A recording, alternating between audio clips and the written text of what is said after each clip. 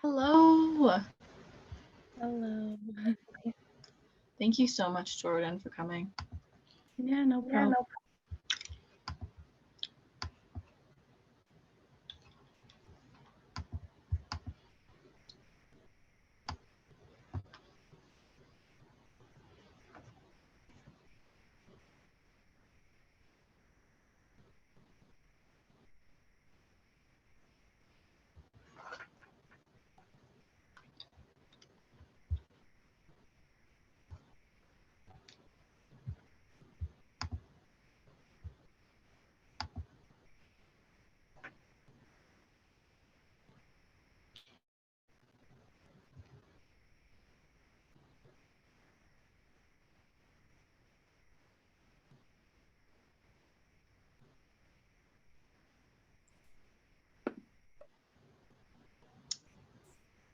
Hello. Hello.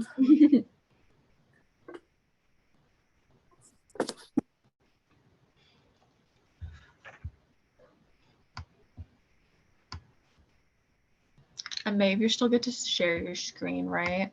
Yes. Thank you so much.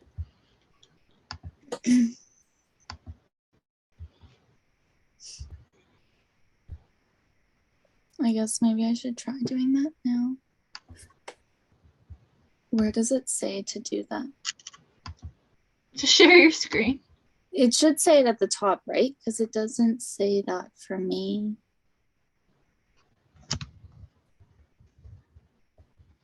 The usual little green thing with an arrow. It says only the host can share in this meeting. You probably need to make her co-host then.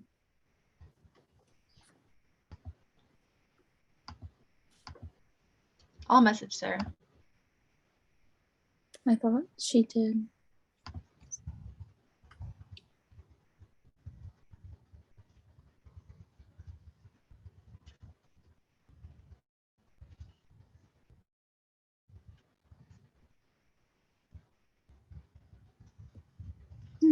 Hi, Sarah.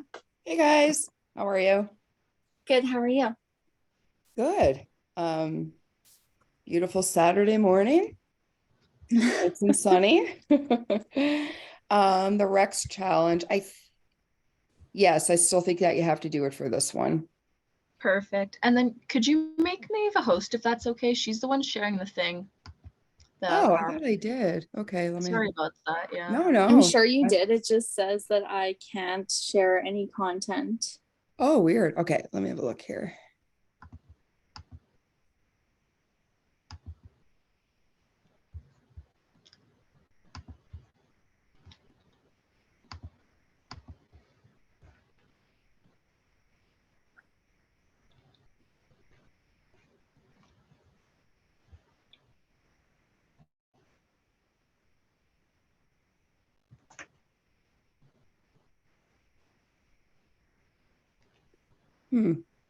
How do I make you a host?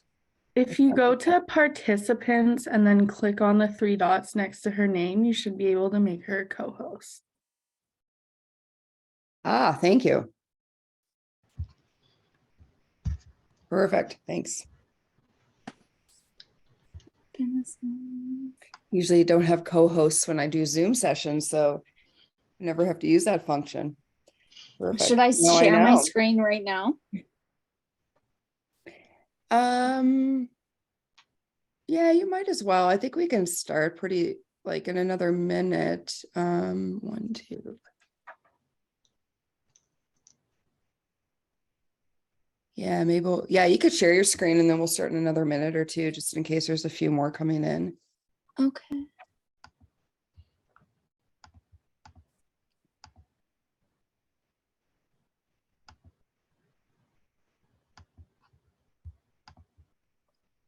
Oh my goodness, this is crazy.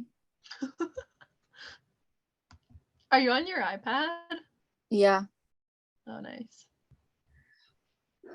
Okay, where's the present? And also just a reminder that the session is recording, because they like to use the material to post YouTube videos for future students. So just want to remind everybody of that. Maeve, the way you're sharing Sarah's, like the Zoom people are still in the thing. Do you want me to just share it? The Zoom people are still in the thing. What does that mean? Like, I think you're sharing your entire screen and not just the PowerPoint. Oh.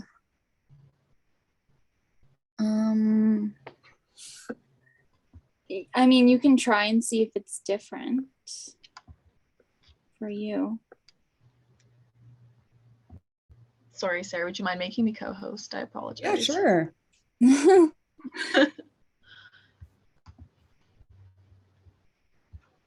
There you go. Okay.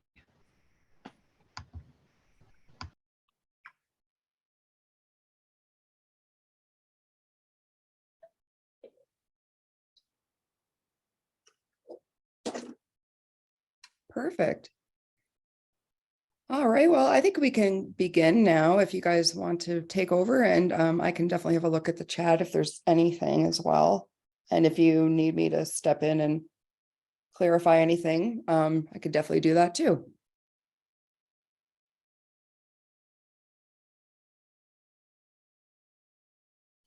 Okay, great.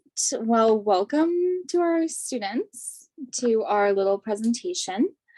My name is Maeve and I'm in my 3rd year, and then I'm also presenting with Kiara. And we just wanted to give you a little run through of what our program's all about. Sarah, do you feel comfortable doing this part, the land acknowledgement? I can, but I'm ashamed to say I'll probably butcher some of these I names. know, that's why I can't, because I'm ashamed. I'll try though. So the land acknowledgement. So welcome to the University of Calgary. We'd like to take this opportunity to acknowledge the traditional territories of the people of Treaty 7 region in southern Alberta, which includes the Blackfoot Confederacy, comprised of the Siska, Piikani, and Kanani First Nations, as well as the Susanani First Nation and the Stoney Nakoda, including the Chiniki, Bearspaw, and Wesley First Nations. The city of Calgary is also home to the Métis Nation of Alberta Region 3. We'd also like to note the University of Calgary is situated on the land adjacent to where the Bow River meets the Elbow River, and the traditional Blackfoot name of the place is Mohkinstsis, which is now called the city of Calgary. Pretty cool with that history that we have with the university lands. So yeah. Thank you, Sarah. And if you want to introduce yourself. I will. So I'm Sarah Holly. I'm the undergraduate advisor for our bachelor program for community rehab and disability studies. I'm sure that you guys have already received emails from me, and I will also be hosting a registration information session before everybody registers, to kind of help you guys along with that. So these events today that are taking place in person and online are not registration events. It's more just to kind of have a welcome from the university and from our senior students and current students, and also just to participate more in the campus community, and kind of getting used to what your home base will be like for the next 4+ years. So we're all very excited to have a new group of students joining us.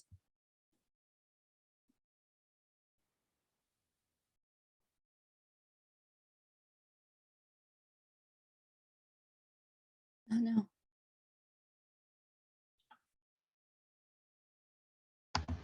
I'm so sorry. We should be all good. Okay. Thank you so much, Sarah. So yeah, now to we're both students, and to share our perspective a little bit, we'll be leading this session. So thank you to Sarah for allowing us to do that. My name's Kiara. I'm a 4th year student in the Bachelor of Community Rehabilitation program. I'm minoring in linguistics. My goal is to one day attend grad school for speech language pathology. And yeah, I'm very happy to be here. My name is Maeve. As I mentioned, I'm in my 3rd year of this program. I'm definitely aspiring to get my master's degree. I don't know exactly what in yet. I'm from Edmonton, born and raised, so definitely an Oilers fan too.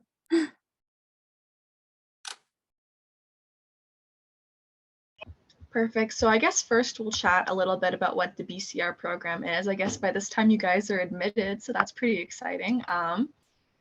Before we start, our program kind of goes by a lot of names.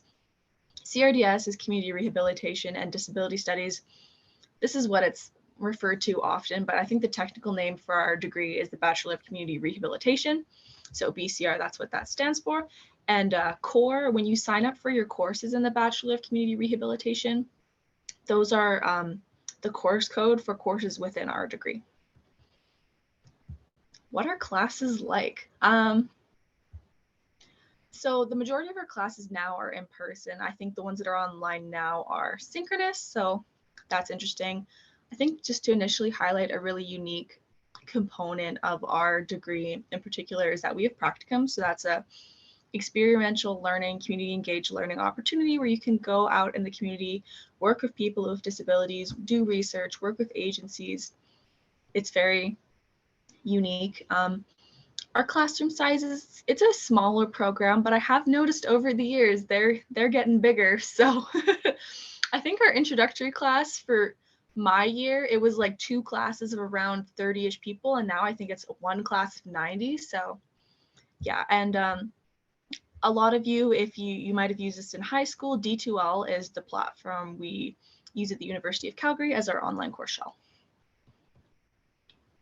Maeve, you want to do this one?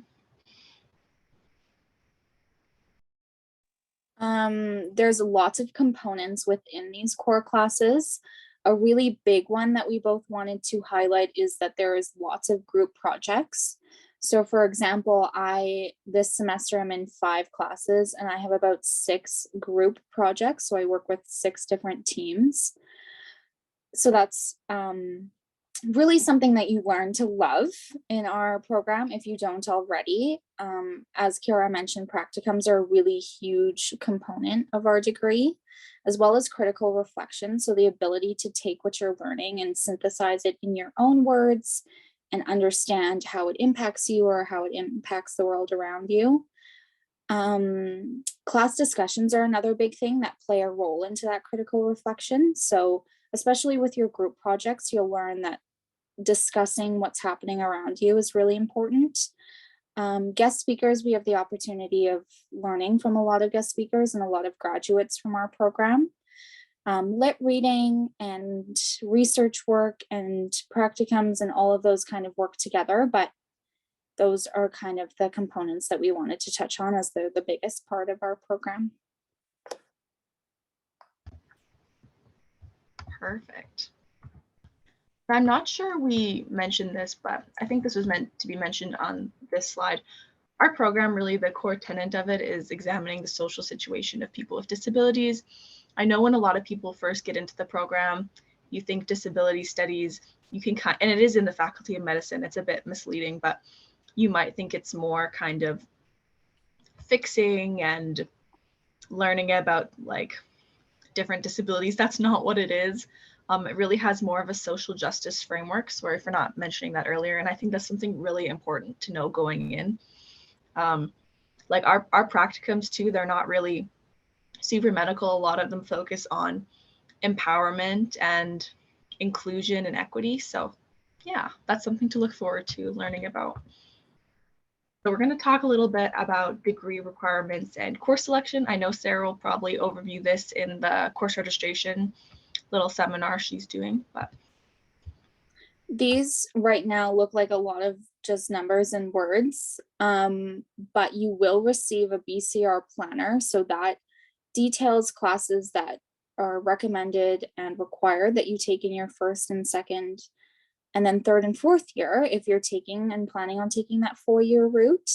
So in your first year, there is these 5 core class, or first and second year, sorry, there's these 5 core classes that are required that you take. And then there's 45 units of open options, which breaks down to 15 courses. Again, this probably looks a little bit confusing, but as soon as you start your degree, it's important to kind of go back and reflect on these. And what I did in my first year is I took a note of all the things that I was taking and was planning on taking in my next few years, because that kind of kept me on track. So these, and then we have year 3 and 4, and there's obviously a lot more happening in there. In your first year, you will do a practicum, and you will do one also in your second year. We'll kind of touch on that further into the presentation, but most importantly from this slide, the BCR planner is something that you should be really acquainted with. And then we have minors. So I myself am not minoring anything, unlike Kiara, but majoring in BCR and minoring in something else. So these are students will complete 10 to 12 courses from a field of choice. And then our little tip is do it during the first 2 years of your 4-year route, or use the senior social health management options to fulfill requirements. So what's really great is we have Sarah, who's super amazing at navigating this whole thing, and she's always open to chat about it, but you'll kind of understand this better as soon as you are in your first year. And what I found is talking to other students made this a whole lot easier, because lots of other students have a lot to say about what classes they took, what they recommend, what they don't recommend, or just listening to the things that they did. And then we have majoring in something else and minoring in BCR. So students will at least complete 10 courses in the core classes. So Kiara and I were peer mentors for the first year students, and a lot of them were minoring in BCR, but they still did a practicum. So that was pretty interesting too. 3 courses in the introductory courses, 3 courses from practicum, and then 5 courses from other BCR classes.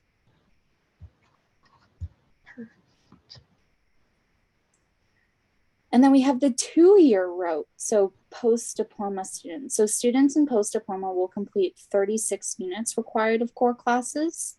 That's 3 less than the 4-year route. Not a lot of open option courses as you fulfill them during your diploma, and the course requirement will follow the BCR planner from year 3 to 4. And I believe it specifies that on the BCR planner. So that's really helpful too. And then we have these classes written down, again, might not make sense to you as you're not really acquainted with all of the core and the academic writing classes for years 3 and 4. A big tip that I have from this is take academic writing whenever you can. It's not required that you take it in your 3rd or 4th year. I know a lot of students that did it really early on. I personally am doing it in my 3rd year, and I really wish I did it sooner, because it's very important as you learn to navigate APA writing and what professors of universities expect from you as you're writing. And just to actually add to that, because it's a really great point, this also means that even if you're coming into the first year of this program from high school, you can take this class in the winter. Mm-hmm. There's no prerequisites, and it's required. So there's reserved seating, and we have lots of first year students that do take it. And I do agree. I think it's very beneficial. So you can take this class in your 1st or 2nd year. And it's also great because then it knocks off 1 less required class that you have to take when you get into years 3 and 4. Perfect.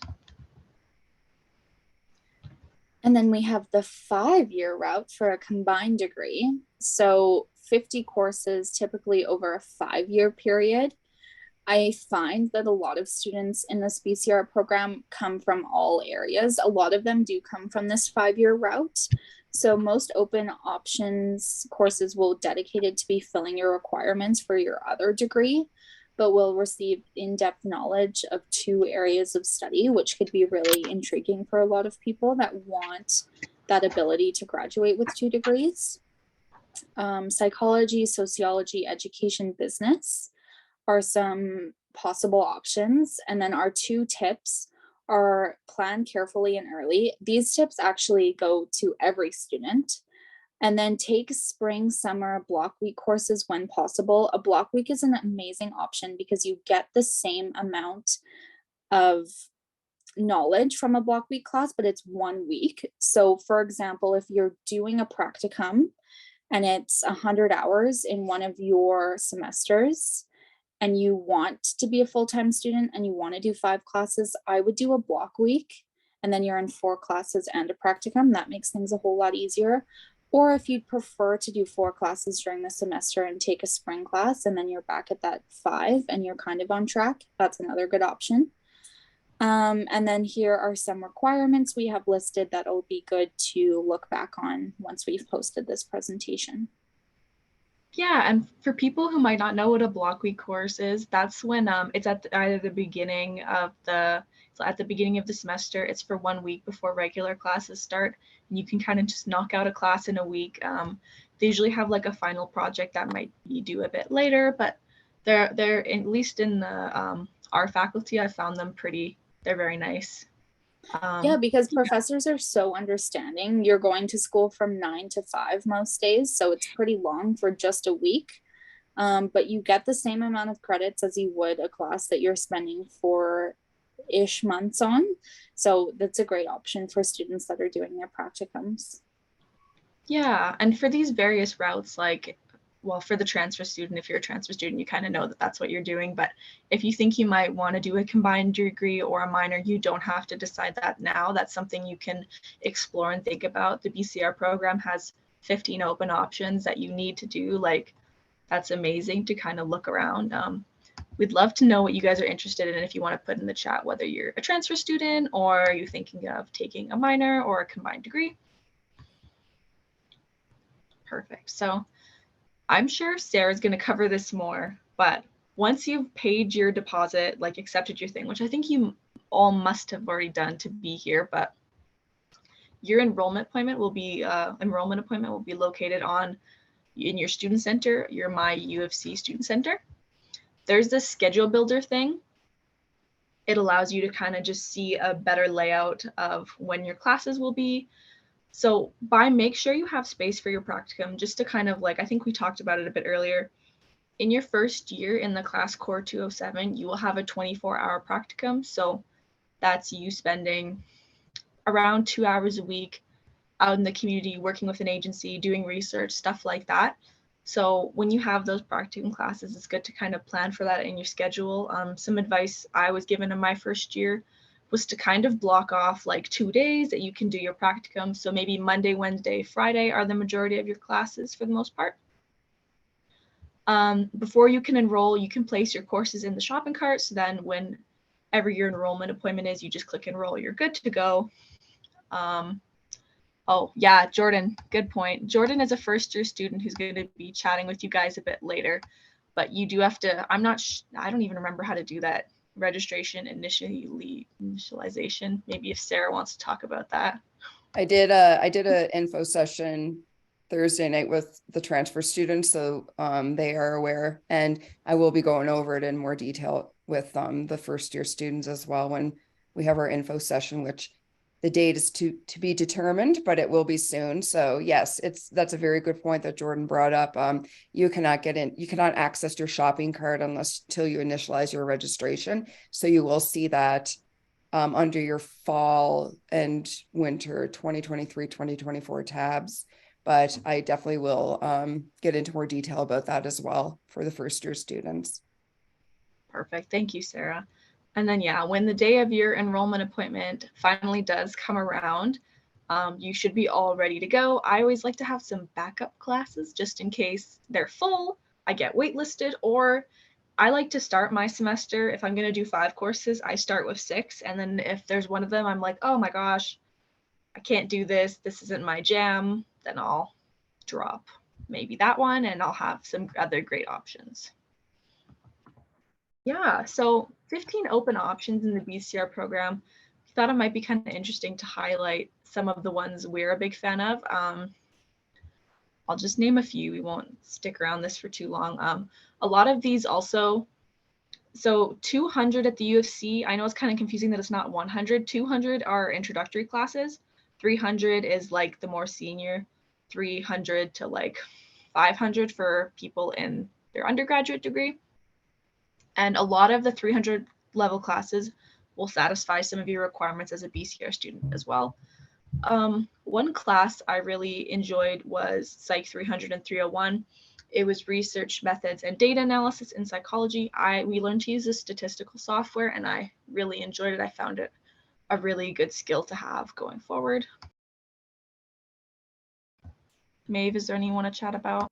I took Lon's Introduction to Legal Studies, Law and Society 201, and I found it really complementary with the information that I was learning from this BCR program.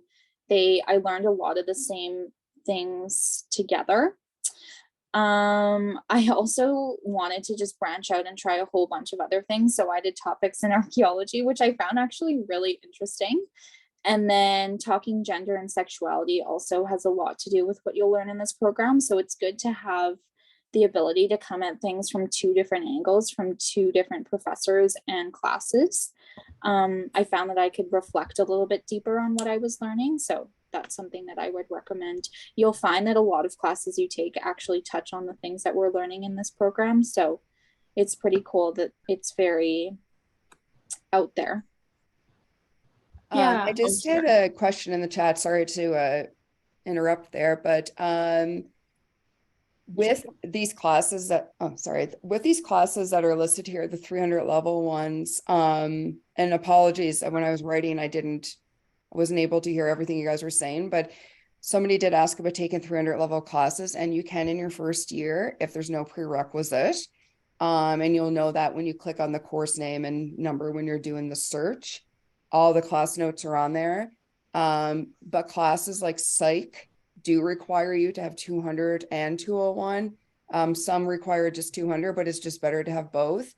And I'm not going to get too far into it unless you guys do. I don't know if you're going to say anything about reserved caps. I do go into more detail with the info sessions, but you do require some intro classes to take upper level 300-400 level classes, but not all of them require it. So it just depends on what you want to take. But in our program, we do allow first year students to take 300 level classes. If they don't have a prerequisite, that means that you can learn that content and it's at a comfortable level for you. Yeah, and there's kind of like the two types of prerequisites. So yeah, good point, Sarah. Sorry about that. It's kind of good to plan ahead if there's classes you want to take because you'll need the prerequisites. You can do like a 300 even with a prerequisite in your first year. What I did is I did like Introduction to Linguistics in my first semester, and then I did a 300 in my second semester. So that's an option, but that might not be possible if there's a credit restriction. For some of our senior core classes, like the requirement will just be one class, but you have to have a certain amount of credits to like actually do it. That just demonstrates that it's kind of a more senior level class. You can find the information about prerequisites and anti-requisites like online. I think it also shows it when you're doing your schedule builder. So perfect. We are gonna play this for you guys super quick. Sarah, I'm good to just play it, right? Yes.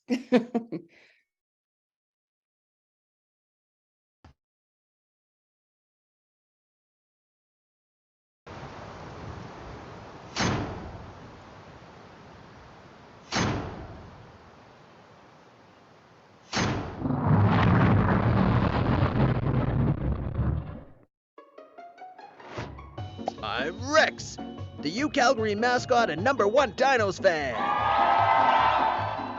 This incoming class is looking dynamite. Cheering for dinos is my thing. Without you guys, I'd be a Tyrannosaurus wreck. Jurassic times call for Jurassic measures, so I've got a roarsome challenge just for you. Keep an eye on your inbox. I'll post details shortly. This challenge will be online, not in the field, so you won't have to worry about getting dinosaur. Complete my challenge and you'll enter to win the U at UCalgary Rex's Challenge Award, valued between $1,000 and $2,500 Canadian dollars. Be sure to watch your email for more instructions after the event. Go Dinos!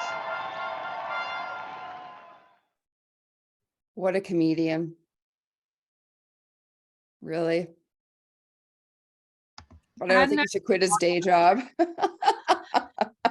I hadn't seen that yet. That was funny. Yeah, my dog was going a little crazy when Rex was talking, so he just left the room. Okay. So we just wanted to take a bit more time to kind of talk about practicums. I know we kind of explained a bit already. Yes. So this will kind of be roughly the schedule of your practicums, your experiential learning.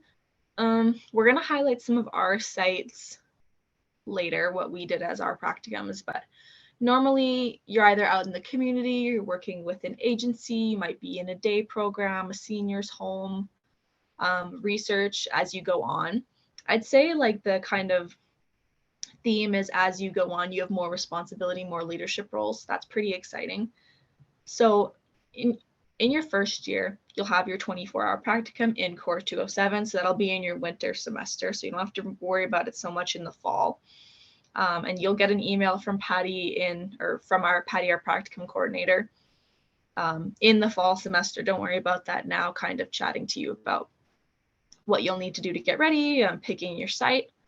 And then we have a jump to 100 hours in Core 487, which is supposed to take in your second year in the fall. Oh yeah, 2 hours per week, around that. And then I think 487, it's around 8 to 10, and 594 and 595, yeah, about 10 hours. And these are separate classes, 594 and 595, but they're in different semesters. So it's 260 overall, about 130 each semester. Yeah, and we can see from the description that the goals are a little bit more advanced in the senior practicums, fostering leadership, facilitating change, research. Yeah. So I'll highlight some of my practicum experiences. When I started the BCR program, there's actually an extra practicum. There's a practicum in the fall semester of my first year. I actually did it with my old high school, Calgary Board of Education Adapted Learning Program. So that was really interesting. It was kind of a nice transition from university to high school for me.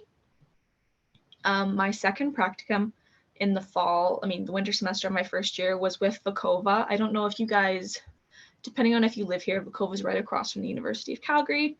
It's a wonderful facility, very inclusive, empowers people with disabilities. They have day programs, recreation, employment opportunities there. I worked with their physiotherapy program, so that was really interesting. And then in the summer of my first year, so this wasn't a practicum initially, I had the wonderful opportunity to do research with the BCR prof, Dr. Gregor Wolbring, and I was able to continue that into my third practicum, which is kind of great because of COVID, there wasn't practicums were a little bit messed up. There wasn't so many opportunities to be in the community, so I did research online with him. I loved doing research as a practicum and just on my own. It did lead to a grant in my second year after having done it in the summer unpaid and with my practicum. I think you learn so many soft skills from it, like teamwork. And then you also learn hard skills like using the data analysis software, writing up results, presenting. So that was super valuable for me. I'd really recommend it. If anyone wants to talk about that more later, we absolutely can.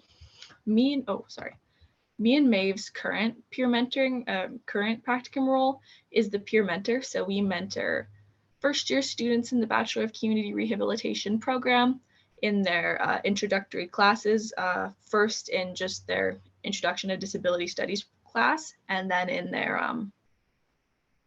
their first practicum class, we serve as kind of their practicum supervisors. So that's been super rewarding and exciting. Okay, so I'll talk about my research work because Sarah loves it so much. So for my first year, because of COVID, I stayed home in Edmonton. So I worked with a group, a professor of engineering and 5 fifth-year engineers for a client at the Glenrose in Edmonton, and we were designing an all-terrain wheelchair. So that was really cool because I was able to come at disability studies from a medical and a social model and see how they kind of connect. And I found that really, really important to the work that I did in the next few years. The following year, I worked at Eric's House, which is respite and daily care for adults with severe disabilities.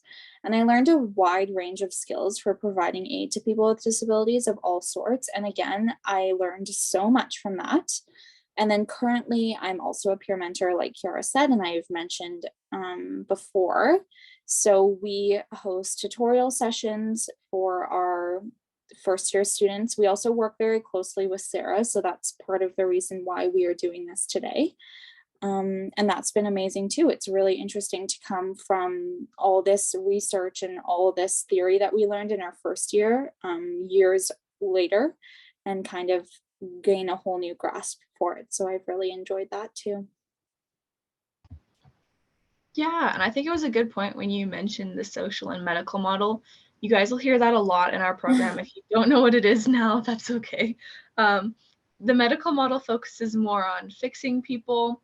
It's more therapeutic medical interventions, but our program kind of focuses in on the social model.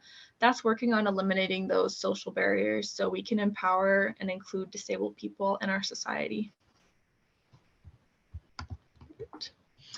And I'd like to introduce Jordan.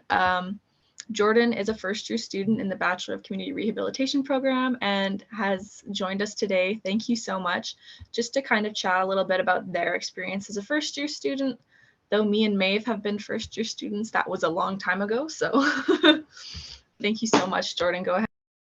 Yeah, thank you, Kiara. So as she said, my name is Jordan Parks. I'm in my first year of the combined 5-year route with BCR and psychology, and it's been really great so far. The transition is definitely a little scary, but Sarah Hawley's always there to support you if you have any questions. She's always on top of her email. One thing I did was I tried to plan out all 5 years at once, which you definitely learn what you like. So definitely plan, but don't think you'll necessarily stick to that, especially as you go throughout it. I also think getting involved with the program was really great for me. I joined in my first year as a junior executive of our CRDSSA, which is our Students Association. And I found it really great because you get to talk to faculty, but you also get to, if you hear concerns from other students or you're experiencing them yourself, you can advocate for them. And you just get to work really closely with them. As Kiara and Maeve said before, I'd really recommend academic writing. In my first year, I'm currently taking it. I get a lot of comments about my writing from other profs. And I think that's largely because I'm taking academic writing. So it seems really daunting, but even though it's a 300 level course, I've actually found it a little easier than some of my 200 levels, which of course easy is very student specific. So take courses you're interested in and don't be afraid to talk to profs, and especially for research, you can start reaching out even in your first year just to kind of start to know what your profs are doing. And at first I thought I wouldn't be interested in research at all. It sounded really boring to me, to be honest, but once you start hearing about the research that people are doing and different profs are doing, it's really interesting. And if you're interested, definitely start right away, especially because, you know, as Kiara said, she's had publications even, if you start early, it just builds the foundation for that. And I also run our Instagram page for CRDSSA. So if you guys have any questions, you can always send us a message there. I think there's our username on the last slide. So yeah, but just be flexible. Don't be it's not as nerve-wracking as you might think it is. It definitely seems a little scary at first, but it's a fairly quick adjustment. And even if you're finding it a little rocky, there's Sarah Hawley, we have writing supports, there's counseling support. So yeah, just keep an open mind, and I'm sure you're all gonna have a great experience. Thank you so much, Jordan. I agree with like everything you said. Sarah's always been a wonderful support for me as well. It's great to check in a lot to make sure you're kind of on the right path. And yeah, be flexible. And I don't know, a mindset I kind of had to get out of in my first year was that I should do courses because I'm interested in them, not because I think they're easy. It's nice to kind of challenge yourself sometimes. Thank you so much. So we just have a few slides highlighting some not super related to the program, but kind of beneficial for your life at the University of Calgary in general. Here, we wanted to highlight some student resources. Jordan already mentioned writing support. That is super helpful as a program that is so heavily focused on academic style writing. So the Student Success Center, you can make one-on-one advising appointments with an academic counselor. They have writing supports. They have peer support. It's a great place. So also lots of opportunities to volunteer there. I used to lead academic seminars there for fellow students. Career services, they can overview your resume. They also have a massive career fair in the bottom of Mac Hall. I think every semester, maybe every year. Mac Hall is kind of like the University of Calgary's food court. If you guys haven't been there, it's wonderful. Lots of options. Student accessibility services. Sorry, little typo there, services. If you have any accommodations you need as a student, reach out to them, connect with them early in the summer, figure everything out. They're very supportive. The exam writing center for people who utilize accommodations is in Mac Hall again on the 4th floor. Our UPass, we have if you don't live in Calgary, the Calgary Transit System, everyone pays into it so that it's cheaper for everyone else. So if you see that fee on your student center, that's what it is. No, you can't opt out for the most part. So yeah, that's great. Unlimited, you have it for your fall and winter semester. It's on your phone now. It used to be a little sticker, but now I think you can only get it on your phone. The student union, those are your advocates as students, is the student union like government. So they're elected positions and there's lots of options to volunteer with them. They have tons of like committees too. I was on one focused on equity, diversity, and inclusion. It was a great experience. The Student Association. Jordan, do you want to talk about the Student Association a little bit? We have Yeah, the sure. diagram on the end, but We do a lot of different things. Most notably this year, we ran our first disability research conference, which was really great just because we do a lot of interesting research in our program, but it's not often as noticed, which is great that we were able to create that opportunity. But we just run different student events. Again, voice students' concerns, really focus on advocacy and helping answering questions. We also provide different things that you can add to your resume, and we focus on showing the supports that are available to you or different free certificates you can do that really help you stand out, especially when going into your practicum placements and possible areas of future employment. But I definitely recommend joining. We just closed our applications for junior executives yesterday, but if you're really interested, feel free to just shoot me a message. I'm sure we can open that up, but we also have on ClubHub, you can sign up to be a member, which is really great. You can get emails from us about any upcoming events. And yeah, I'd really recommend getting involved because it's one thing to just do classes, but you'll definitely enjoy your experience a lot more if you get more involved. yeah, and ClubHub is our like club platform for the U of C. If you just Google ClubHub U of C, you can sign into there with your University of Calgary credentials and explore our 300 clubs. We've got a lot of clubs. We won't focus too much on the rest, but University of Calgary has a wellness, mental health, and physical health center. They do massages too. We also have a dental office. You can inquire more into that probably with Sarah if that's something if you see the fees and you don't want the healthcare coverage. And then we have a gym and other active living facilities. We have a pool, there's squash, you can play drop-in basketball, intramural sports. And then we have our best places to eat. So Kiara loves Opa and Bake Chef, and mine is the Vietnamese subs. They're so amazing, and they're best bang for your buck that you can get for lunch. It's so good. Our favorite places off campus, we both really like hiking and camping. A really close place to MRU actually is Weaselhead, and it's lovely. And then the best study spots for both of us, Kiara really likes the education block and the tower on the 3rd floor of TFDL, which is pretty quiet. We BCR students take some classes at the Foothills campus as well as the main campus. So I found when I went to the Foothills campus, that library is so quiet and so perfect. So that's my favorite place to be.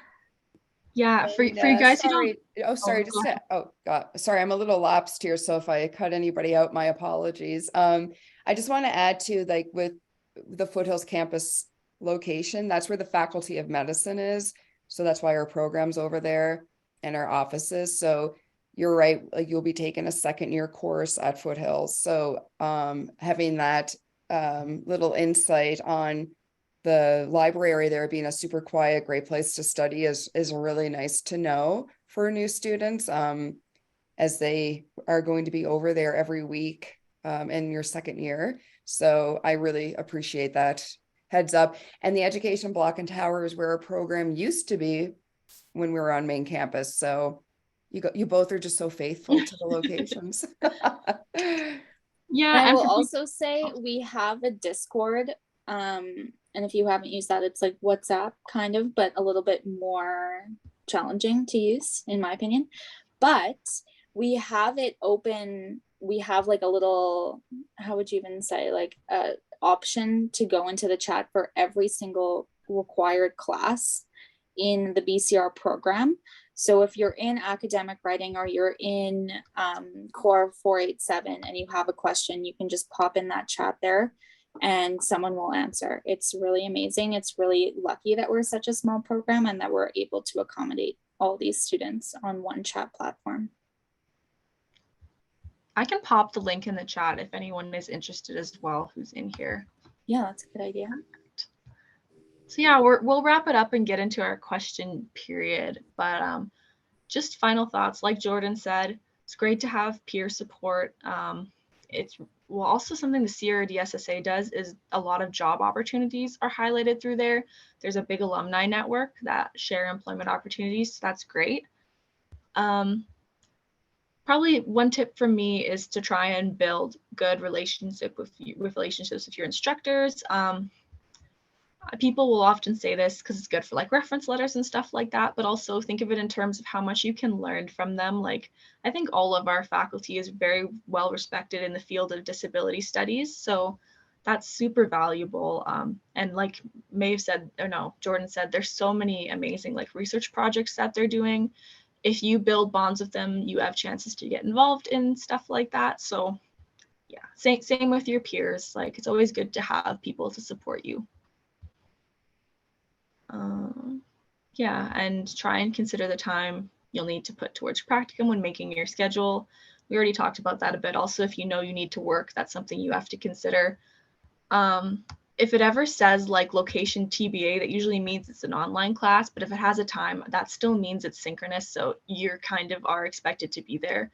We did used to have some asynchronous classes, and I know that was kind of a transition for students this semester when they were more synchronous and you had to be there. Because a lot of our students work. I think that's a very unique aspect of our program, especially transfer students who may already be working like as therapy assistants or stuff like that.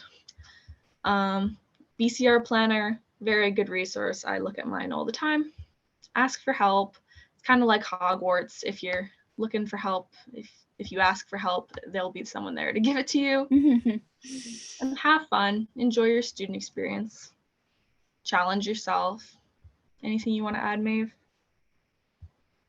No, I think like the first year is really challenging. I found it really challenging being online too. That added a whole new level of a challenge, but I think the biggest tip I have is building connections with students that are a little bit older than you. I found that they often know what they're doing, obviously.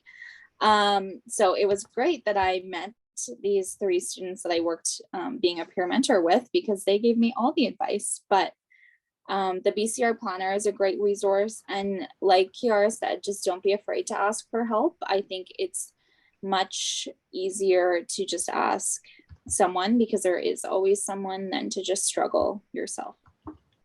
Yeah, and Sarah always mentions this, like, ask for help early, because if it's the end of semester and everything's going awry, like there's only so much they can do then to help you out. So yeah, thank you so much for listening to our presentation, you guys. You can start our question period now. I might stop sharing my screen if that's okay.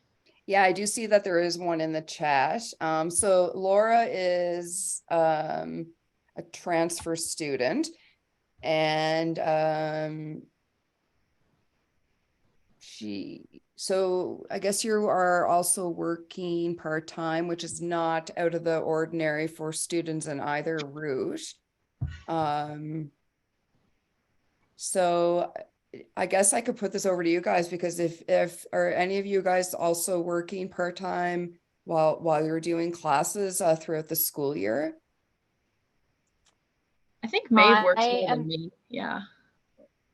I work part-time, bordering on full-time. I have a lot of classes that I do online actually, and being a peer mentor as my practicum and being able to do that at school kind of cuts down on that travel time. I just designed my courses to be able to fit with my work schedule. Not that I prioritized work over school, but I was able to kind of stack my first and second year courses so that my third and fourth weren't so heavy. But it's definitely doable. We don't have any classes on Fridays. Is that We right? actually have one this year for the first time, and it was a last minute adjustment. But I think too, with how many classes somebody could take coming into their first year, just to try it out, do you maybe try for three? Three is still Yeah, full-time status. I started with 3, but then I realized I could definitely take more. I mean, I do a block week and I do a spring class, and then I take 4 during the semester, and I find it totally manageable. I'm in 4 classes and the 260-hour practicum this semester, or this entire year. And I work pretty much full time. So I'm able to do that because I have Mondays and Fridays off. So that is something that just kind of worked out for me. But you'll find your own groove. And I feel like once you're in your classes and you're like, okay, I can take more, or I need to take some time off work, or that sort of thing, it'll all just kind of work out for you. That's a good point. I usually do try to tell students, I get that question more from new transfer students. It's like, just try for 3 in the fall and put yourself into 4 for the winter and see how it goes. And yeah, spring and summer is a really great opportunity to take more option courses, because we don't offer any, and they tend to be more web-based. So it's a great time to pick up a few more. We do offer 2 required classes that are block week this year. People coming into the first year cannot take them yet, so that definitely helps. I know I did get a question at the info session of, should I do a block week and 4 other classes? And I said most don't. I personally don't. I think that is a lot, even though you do a block week course. But I also know some students just do it, but I find they do it more in their last year when they kind of have that knowledge and comfort to do it. So have you guys, when you did block week, did you do 4 additional ones or 3, or? All of the times that I've done a block week, I've done 4 additional classes, but I did a block week in my, I guess, my second and third year, and I didn't do any in my first year. So I took that year to get acquainted with this whole process, and then I did 4 additional classes to that block week. Yeah, and I did 4 my first year, and I found it like a good transition. Like, as a transfer student, I'm sure you're kind of like, you've already done some post-secondary, you kind of know like your limits as well. And I have friends who are transfer students who are SLPAs currently. I think they do around 3 to 4 and try and utilize those web-based options when available. Yeah, I think 4 is kind of like the most common I see for transfer students, especially when they are registering for the year, because a lot of them are working. So Laura, I think if you're going to do like a block week this fall, like core 510, I would suggest maybe trying for 3 other ones as well. Yeah, so if you do 510, then you could probably even look at taking 3 other classes from September to December, and I think that would be fine for you. I'm still trying to push some people out of 510 that don't need it, because it's not required for anybody, that any of our lovely students right now that are, not you guys, I'm picking on you, but anybody that's admitted before fall 2022. So there's still some seats available, Laura, so you should have no issue registering. So it's kind of a new class that just started last year. So I think it's definitely designed just for students to learn a bit more about disability studies that you wouldn't really capture unless you took Core 205. So the rest of our guests in here that are in the 4-year route, taking Core 205, you still have to take 510. It just gets a little more in depth about it in 510 at the senior level.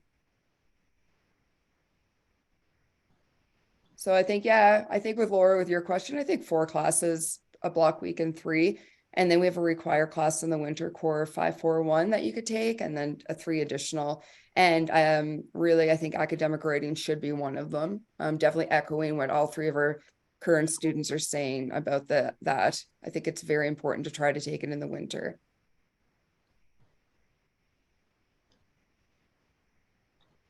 Does anybody else have any questions or comments? I know it's a lot of information thrown at everybody right now. That's a good point, Jordan. And that's part of the reason why I can work so much, because I can do it whenever I want. Yes, that's right. Academic writing is asynchronous, so you don't have a set lecture time to go to. You still have deadlines to do your work, but you don't have to attend a class. So that definitely provides flexibility in the winter. We offer more web-based classes in the winter. We are starting to cut down on web-based courses, which I've told all new transfer students. So this is kind of the transition year, but definitely in the wintertime is a great time to definitely utilize more web-based options from our program, especially if need be. Core 205 for the 4-year route students is web-based this year with Dr. Wolbring, but 207 in the winter obviously is in person, and Core 209 is in person. So 2 of your classes will be on campus, required classes this upcoming year. Okay.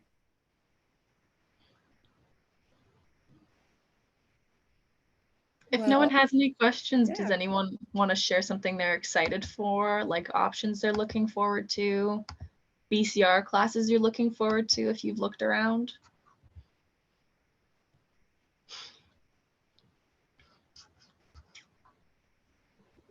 Or or for our current students to remind you guys of some of their favorite classes they've completed? No. Jordan, do you have a favorite one from your first year? Yeah, Since you're the just newest? still fresh in that first year mode. So Yeah, I really enjoyed Social Work 201. It was really great. It had a lot of readings, but it was just one 3-hour class, and we only actually had 5 classes a semester, and it's ran online, so it's very flexible and accommodating if you're working. Also enjoyed SOCI 201. I think there is still an online option for that in fall or winter, which is again super flexible, super great. I also really enjoyed obviously academic writing. I thought it would be so much harder than it was.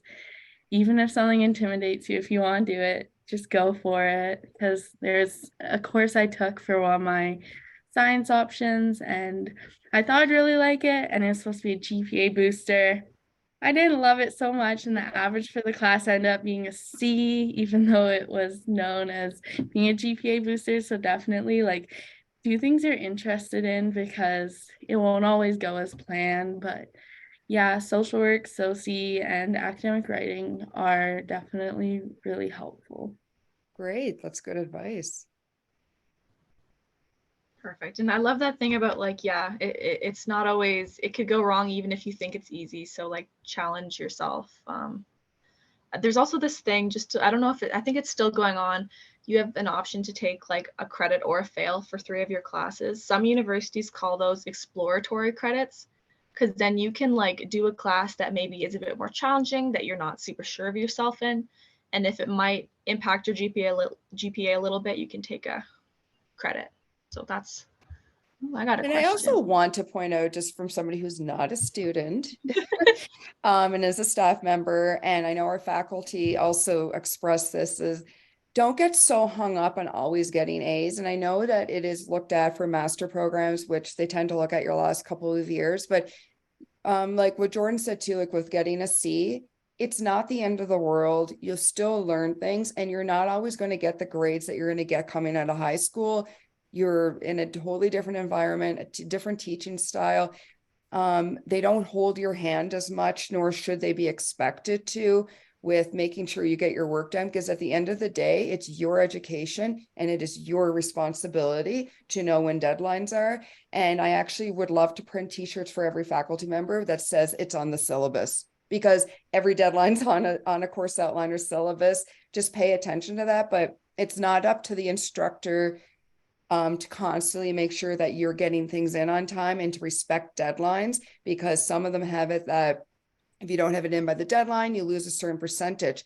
But also going back to asking questions and for help. If you ask for help, or if you do need some like more time to complete something, just let them know. I know I could speak for our faculty that they're very caring and flexible, but all they ever say to me afterwards is, if only if I knew, I could have helped more, or we could have dealt with this sooner. And I know that from my position as well. But when I see somebody crumbling and it's near the end of the semester, our hands are tied that way. So always speak up and never be afraid to ask for help. So yes, it is your responsibility to get things done, but it's also your responsibility to have that voice just to say, I need help, and then allow the rest of us to support you on finding that answer.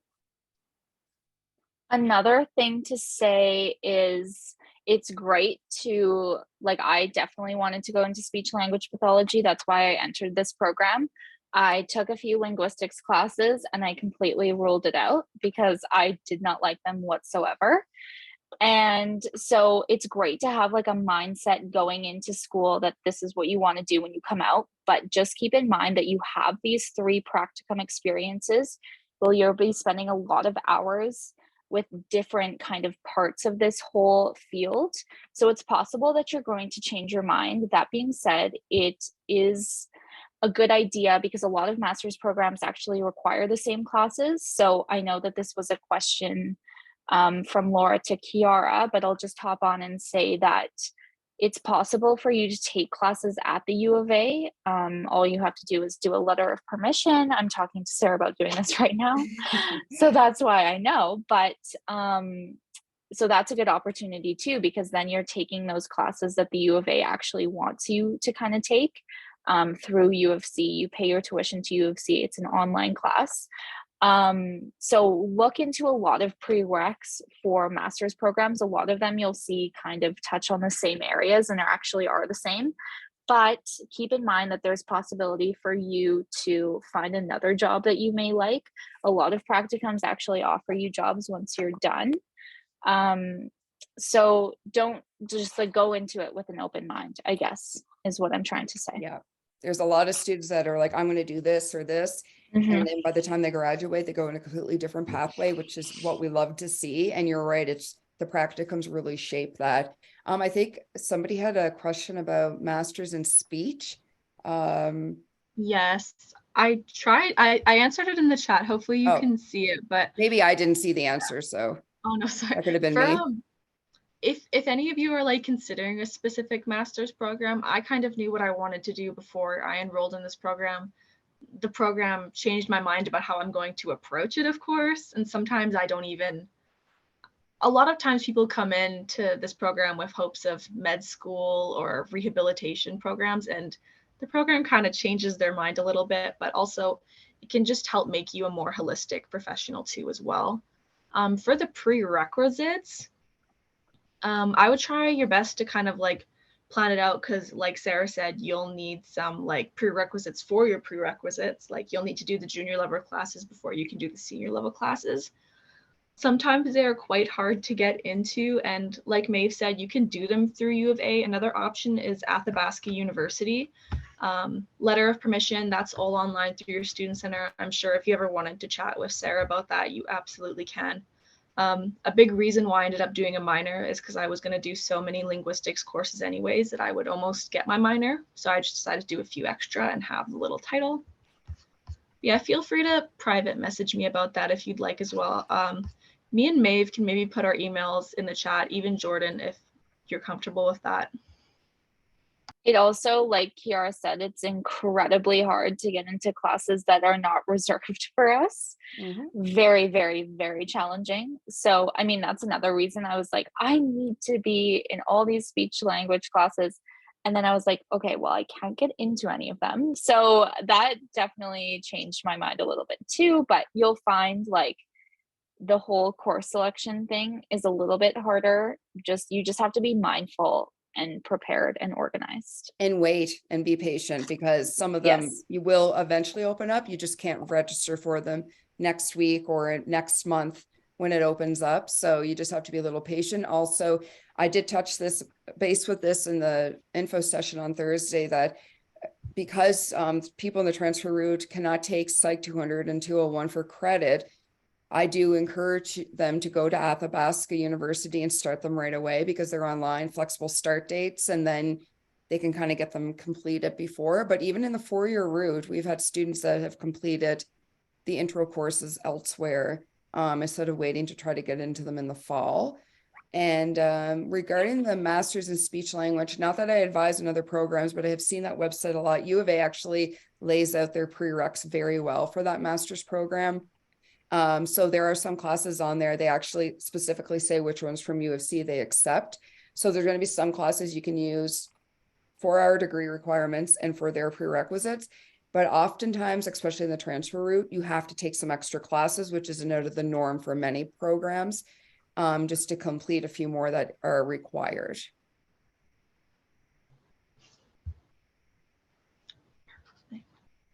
All right. Okay, so I guess if nobody else has any other questions, but definitely email me. You can email our students that have joined today, and I really appreciate that you guys did on your Saturday morning. As always, very helpful to get the insight from our pros in the program. And we really look forward to having you guys join us in the fall. And we will be having an orientation in September to have everybody join and to meet all the faculty and to kind of go over the program expectations more. And we generally have some of our student associations and senior students join there as well. So, and just to provide more of some gentle reminders on things, and just to kind of get you guys ready for your first semester and first year at the U of C. Thank you so much, Sarah, for Thank organizing you, this. all of you, for joining. And yeah, and I will be attending the in-person session this afternoon. So I guess I'll be seeing Athena and Amy then. Yeah. Good luck in your first year, everyone. You guys are going to crush it. Yeah, you are. You will. You'll be pros at all of this. And thank you, Jordan, for joining, because I really appreciate the first year experience. So that was very helpful for this session. Yeah, Especially in the combined thank route. you. Yes. Mhm. Okay, everybody, enjoy the rest of your day and get outside. And I think it's supposed to be nice out again. I just don't think there should be any more snow. It can go away somewhere in the mountains up high and stay up there for a while. So yes, enjoy the rest of your day, and looking forward to putting some faces to the names in September. Okay, bye everyone. You guys.